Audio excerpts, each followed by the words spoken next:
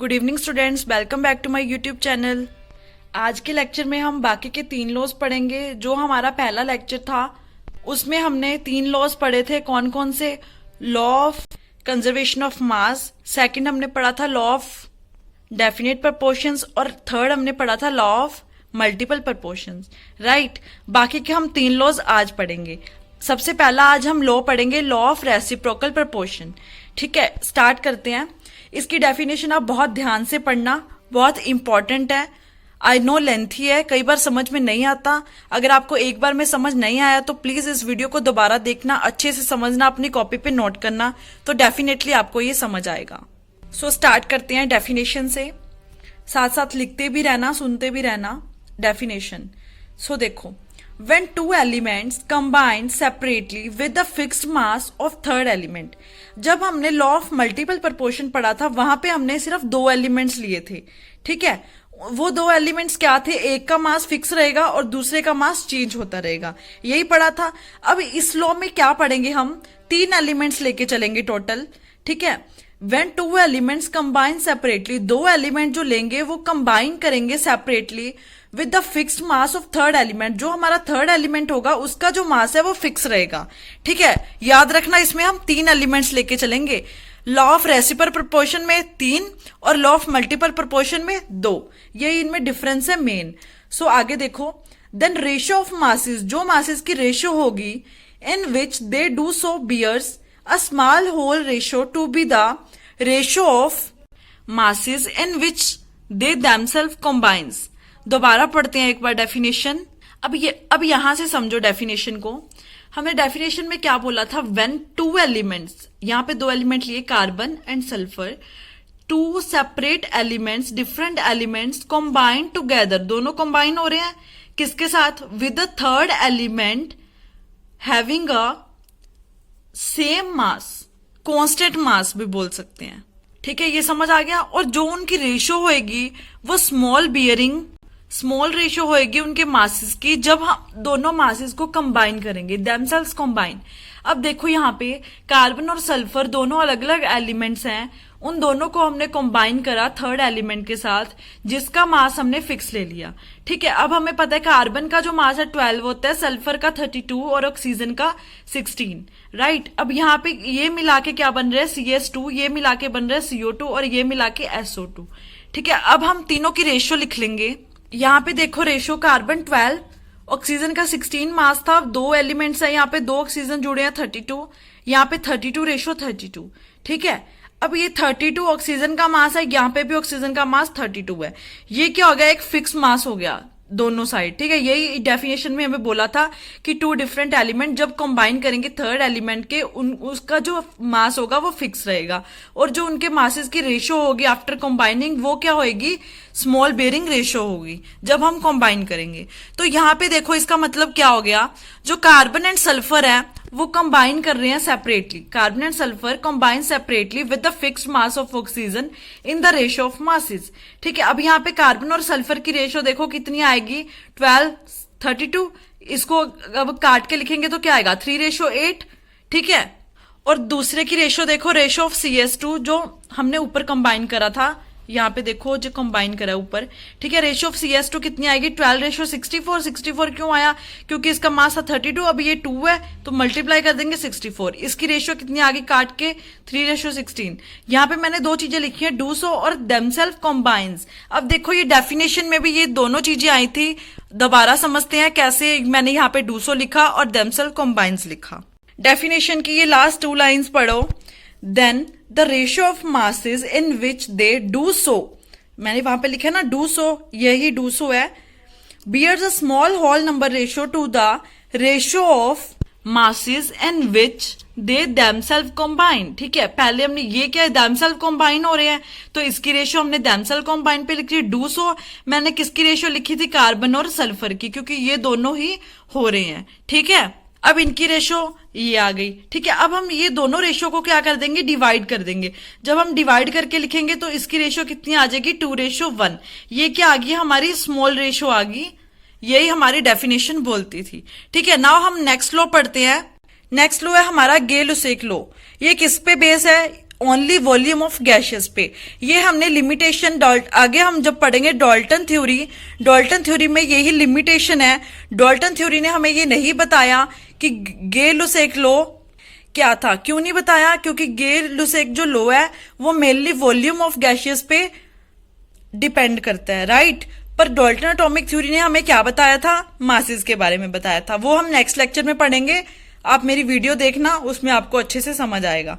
अब यहाँ पे देखो Gay Lussac law, when gaseous react they do so in volume. जब गैसियस रिएक्ट करती हैं उनका कुछ ना कुछ वॉल्यूम होगा, which bear a simple ratio to one another. दोनों गैसियस की जो है सिंपल रेशियो होएगी, and to the volume of products formed if gaseous. और हम तभी प्रोडक्ट फॉर्म करेंगे जब वो गैसियस स्टेट में होएगा। एग्जाम्पल के साथ समझते हैं। अब यहाँ पे देखो, अब मैं दो गैसियस ली, हाइड्रोजन और क्लोरीन। दोनों जो गैसेज हैं ये एसिड बना रही हैं 2HCl, ठीक है। जब हम केमिकल रिएक्शन लिखेंगे तो हम साथ के साथ उसको बैलेंस भी कर लेंगे, ठीक है। अब देखो यहाँ पे 1 है आगे, तो यहाँ पे 1 वॉल्यूम ले लिया, यहाँ पे भी 1 है, यहाँ पे भी 1 वॉल्यूम ले लिया, यहाँ पे 2 है तो 2 वॉल्यूम ले लिया। इसके हम रेशो लिखेंगे, कितनी आ गई? 1:1:2, राइट। अब हमने मान लिया कि जो हमारी हाइड्रोजन गैस है वो 20 ml है, 1 वॉल्यूम में 20 ml है। और क्लोरीन भी कितना होएगा? जब 1 वॉल्यूम है तो 20 ml। अब 2 वॉल्यूम में कितना? 1 वॉल्यूम में 20 है तो 2 वॉल्यूम में 40 होएगा। जनरल सी बात है। जब हम इनका रेशो लिखेंगे काट के तो ये भी सेम रेशो आएगा। यही हमारी डेफिनेशन बोलती थी कि जब दो गैसेस मिक्स होंगी जो उनका प्रोडक्ट बनेगा, जब हम पूरे की रेशो लेंगे तो वो स्मॉल बियरिंग रेशो आएगी और सेम आएगी, ठीक है। दूसरी एग्जाम्पल के साथ समझते हैं। अब सेकंड एग्जाम्पल देखो, हमने अमोनिया बनाया। कैसे बनेगा? यहाँ पे हमने नाइट्रोजन गैस ले ली, यहाँ पे हमने हाइड्रोजन ले ली और हमारा अमोनिया बन गया। यहाँ पे 1 वॉल्यूम है, यहाँ पे 3 वॉल्यूम है, यहाँ पे 2 वॉल्यूम है, ठीक है। ये जब हम वॉल्यूम कैसे है? जब हम अपनी रिएक्शन को बैलेंस करेंगे। अब रेशो कितनी आ गई? 1:3:2। इन दिस जो हाइड्रोजन है वो लिमिटिंग रिएजेंट है। लिमिटिंग रिएजेंट क्या होता है, ठीक है, वो हम आगे की वीडियोस में पढ़ेंगे। यहाँ पे मैं आपको थोड़ा सा बता देती हूँ, ठीक है। अब यहाँ पे एक क्वेश्चन बना लेते हैं हम। लेट अस सपोज कि जो हमारी नाइट्रोजन गैस है वो हमारी 60 ml है, उसमें हमने 60 ml ही हाइड्रोजन गैस मिक्स करी। देन हमारा रिजल्टेंट मिक्सचर जो आया अमोनिया, वो हमारा कितना होएगा, ये हमने फाइंड करना है, राइट। अब ये देखो, हमने रिएक्शन दोबारा लिखी। अब हमें पता है कि जो हमने गिवन लिया 60 ml लिया, ठीक है। 1 मिनट। जब 1 वॉल्यूम में हमारा 60 ml है और ये हमने कितना लिया 60 ml 1 वॉल्यूम में, पर यहाँ पे वॉल्यूम है 3। अब 60 को 3 से मल्टीप्लाई करेंगे, कितना आ गया? 180 ml। पर हमारे पास जो हाइड्रोजन है सिर्फ 60 ml है, 180 ml हमारे पास है ही नहीं, इसलिए ये हमारा क्या हो गया? लिमिटिंग रिएजेंट हो गया, ठीक है। अब हमें खुद से बनानी पड़ेगी ये ml। कैसे बनाएंगे? देखो, अब हमने यहाँ पे मान लिया कि जो 3 वॉल्यूम में 60 ml है, ठीक है। यहाँ पे हमारे 3 में 180 ml बन रही थी, पर हमने यहाँ पे गिवन मान लिया कि जो हमें 60 ml दी है वो 3 वॉल्यूम में दी है। तो 1 वॉल्यूम में कितनी होगी? 20। जब हम डिवाइड करेंगे इसको 3 से 20 आ गया। यहाँ पे हमारा 2 है। अब 2 वॉल्यूम में कितनी होगी? 3 में 60 है, 1 में 2 है 20 है, 2 वॉल्यूम में 40 ml होएगा। अब हम इसका रेशो देखेंगे। इसका रेशो कितना आ रहा है? 1:3:2। यही हमारा पहले वाली में आया था जब हमने वॉल्यूम सिंपल वॉल्यूम लिए थे, ठीक है। वॉल्यूम हमारे कितना आ रही है? 1 यहाँ पे देखो 1:3:2। अब यहाँ पे भी कितनी आ रही है? 1:3:2।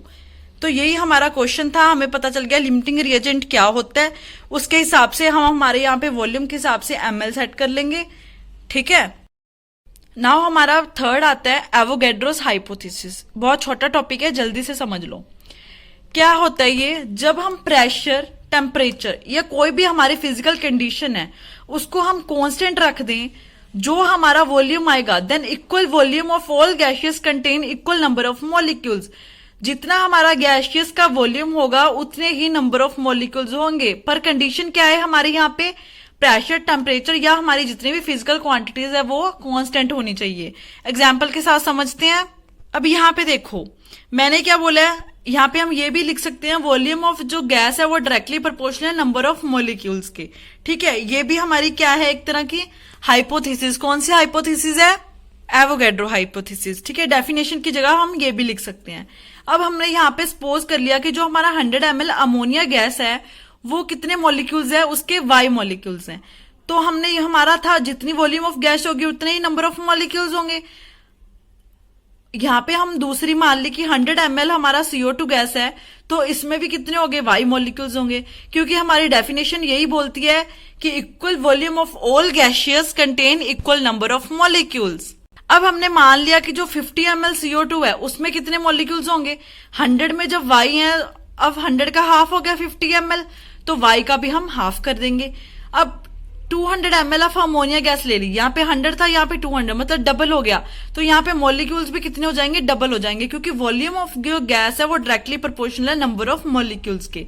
हमारी डेफिनेशन क्या बोलती थी, जब हमारा प्रेशर, टेम्परेचर या कोई भी फिजिकल क्वांटिटी कांस्टेंट हो तो हमारा वॉल्यूम ऑफ ऑल गैसेस, सारी गैसेस का वॉल्यूम किसके इक्वल होगा, इक्वल नंबर ऑफ मॉलिक्यूल्स।